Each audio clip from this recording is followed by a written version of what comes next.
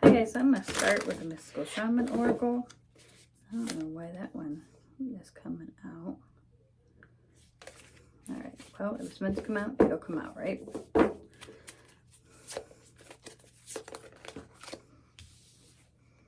And it is. I love when that happens, don't you? So the Mystical Shaman. And earlier, the crow kept popping up. There's Vision Quest too, but I'm not taking it. Alright, so we'll read that real quick. I love this card, you know. And I opened it right to the page. How crazy is that? This whole thing is just amazing. Life is just amazing when you really let it be. Anyway, the essence. This is the symbol of the myth maker, the storyteller, who is neither made nor defined by the story. Instead, he observes it, evolves through it, perceives all aspects of it. In so doing, Mystical Shaman represents the ability to dream a new story, a new myth into being. He dances between worlds, wearing the cloak of the world loosely around his shoulders, and sings the world into being. He reminds us to be in the world and travel through it, but not to be defined by it or become too attached to the experience. I love that. This is the symbol of true alchemy, for all elements of life have a spiritual aspect and a material one. When we remember this, all manner of miracles and manifestations are possible. And then, like, when they talk about this one, I don't know, I don't feel guided to read the invitation. But part of it is about, you know, being unattached to, you know, the definition and things like that. And if you know me, that's what I'm all about. I try to be that way. Anyway, I say that a lot, but, you know, I'm human. So there's a lot of things that I don't always, you know, practice what I preach, and I try to, but that's where we are. So, all right, so I think I'm going to do that, and then we'll start with some crows. I hope you guys can see this, because I kind of have this all whatever. Okay, we're going to start in my typical spread that I do. I might do freestyle tomorrow, I don't know. Okay, all right, so first card is who you are, or whoever's feels that this resonates with them. So, and then we have the Five of Wands. Lately, I've been getting the Five of Swords a lot, so maybe this has something to do with it. Like, Five of Swords a lot of times to me is risk. Five of Wands, depending on what it is, we'll get into it a little bit further. But a lot of times the Five of Wands can be like training. It's kind of like taking the things that you experience, whether they be trouble or, you know, minor conflicts or whatever you want to call that, little upheavals or whatever, and using them kind of like as training. That's what I think of it, because Wands is spirit, and they're not like in the right way. They're not like, you know, attacking each other. Like, they're kids, and they're not like, you know, harming each other. They're just, you know, it's almost like practicing. So this being our area of what we need to focus on. So maybe that has something to do with that. But somebody is feeling in their emperor. So maybe you're a leader. You're somebody who's kind of well-rounded. The emperor is all the kings together. So there's a lot of that, you know, mastering the knowledge and practice in those areas. Because we, you know, remember, like, the kings are, they're air and I'm going to overboard on that one. Okay. So then we have the Lovers for what we have as our, oh, well, we've got 4, 5, 6. So there's some type of like ascension happening, something that's got in progress. So the Lovers is what kind of asset we have. And then we have Justice. Okay. And this is like my next step, or, you know, the advice. So I always look at the bottom, Queen of Swords, the top, which is the 10 of Wands, and the 8 of Pentacles. So maybe for somebody, somebody is kind of using their decisive logic in something they've been working on for a long time. And the 8 of Pentacles is something that you really enjoy and that you put all your effort into. So maybe that's for somebody. And it's saying that, you know, this is something that's going to, you know, benefit you in the future. So I feel like using these ones. All right, and they're on these cards that this is the Cosmic Tarot, and a lot of times these ones have a little bit of like different meanings, not so much different, but it's just like that the pictures are different than what we're used to. So we're going to clarify the Emperor as, you know, the energy that this person is currently in, or the situation. All right, so we have Five of Pentacles. So Five of Pentacles, especially in this is kind of like, you know, that feeling of lack, that feeling of having without. And, you know, maybe with the Emperor, this is something where somebody is kind of, maybe we're not really understanding where we're at with this. We're going to have to go into it a little bit deeper. Like maybe we're not understanding that we are leading in this area. Maybe we don't see the potential that we have, or the potential in this thing that we're leading in. I can get with that. Sometimes I'm like that. Like what's that they called it? Witch Insight had mentioned it before too, and I don't know words that are popular. So like that, what did they call that? Imposter syndrome. Maybe it's something like that. Okay. And with the Queen of Wands. Okay. So this is something we have to focus on. So with, you know, the Five of Wands and the Queen of Wands, she just doesn't care. Do you know what I mean? Like she has this way about her. She does what she does, and she's not really somebody that kind of looks around for approval. So maybe that's something we need to work on, is kind of like when maybe there is competition, and maybe in this competition you need to look at it as, you know, it's not so much about other people, it's more about, and there's two fives, more about you know, what you bring to the table, not what you don't bring to the table, what other people bring to the table, and how do you do it in your own way.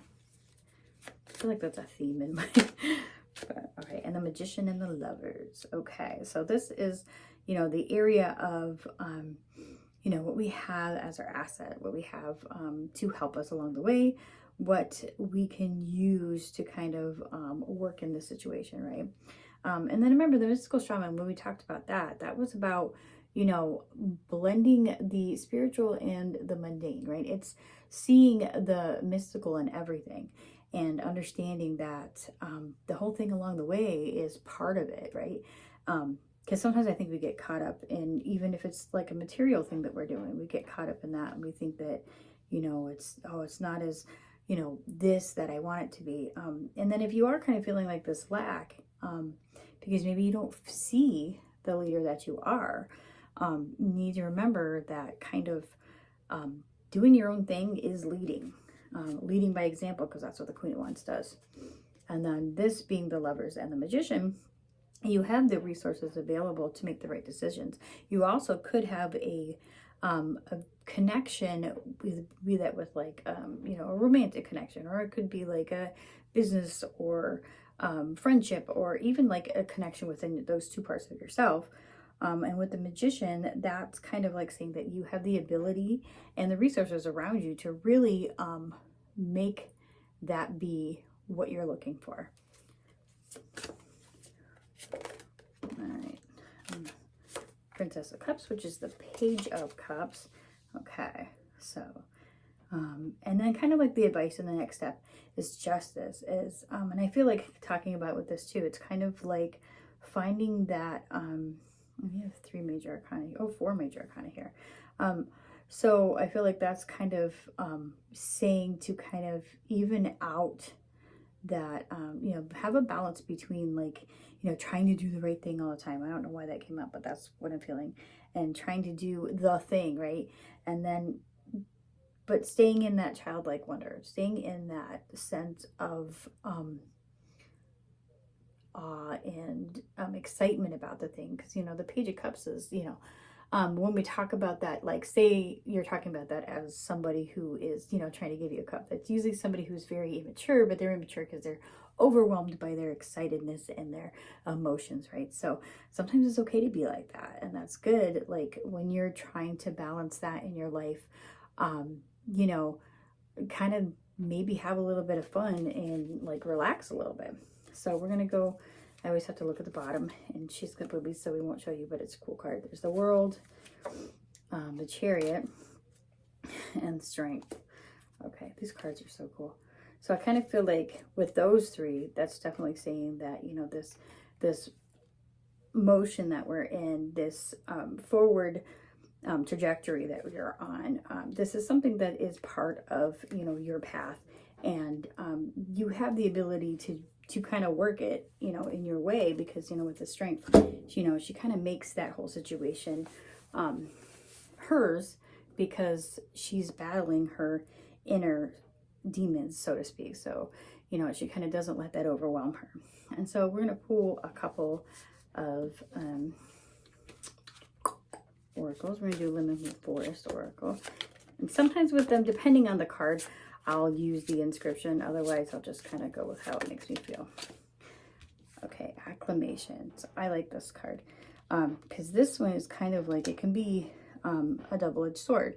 And if you see the frog, and the sun is being, you know, amplified by the crystal. So the pond is kind of bubbling up. It reminds me of that Incubus song, you know. But anyways, it's like allowing things to kind of like accumulate.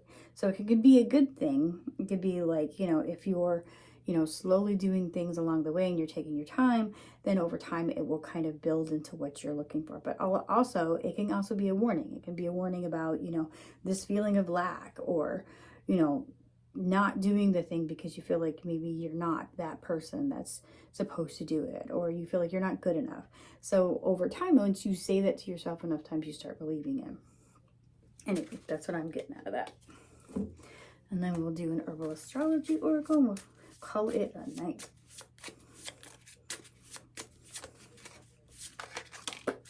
All right, Milk Thistle. Okay, Peaceful Warrior. And it's another 5 if you put the 2 and the 3 together.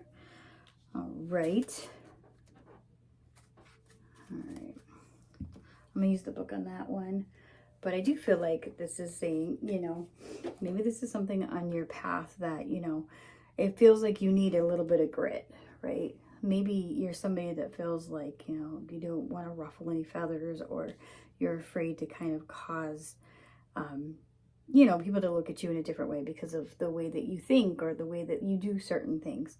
Sometimes it's good to ruffle a little bit of feathers, I think. So let's see, where are we at? 23. Okay. This is Peaceful Warrior, Shield, Truth Keeper, Shelter, Sanctuary, Safekeeping, and Justice. So Justice is in there too. And this is Mars and the Moon. So I feel like, yeah, okay, so maybe you have a moon that has, like, maybe you're a Scorpio, or an Aries moon. Those both have Mars in them. And I feel like a lot of times it's that, you know, that it's having that energy of passion, and you know, feeling like you need to fight, you know, for others in a way. And sometimes that can overwhelm us. I know, because I've always been that way, where you kind of feel like you have to say something, but you're always afraid that you're gonna cause trouble if you do. When I was younger, I didn't care, but I'm a little bit more, I don't want to say constructive. I'm a little bit more where I stop and kind of think of how the words I say are going to affect the people that I'm trying to, like, you know, talk to. Are they going to take it and completely go the other way, or are they going to take it and really understand what I'm trying to say? So I think a lot of times that's part of it too, is we have to look at things and think, you know, am I going to convey this in the way that it needs to be received, or am I going to just, you know, turn somebody off to the idea and kind of be pointless? So I kind of think that's the point of being a peaceful warrior. And again, when we talk about the Queen of Wands, because this is, you know, this is our area of what we need to focus on. She's not very forceful. She's not I mean, she knows what she wants, and she's very stubborn in that way, but at the same time, she's not somebody who forces her way. She just is, you know what I mean? Sometimes she might be passive in some things, but as far as like the way that she's being, a lot of times she's a teacher and a leader in the way that she is. So maybe that's something for somebody. So I hope this meant something for somebody today, and I will talk to you later.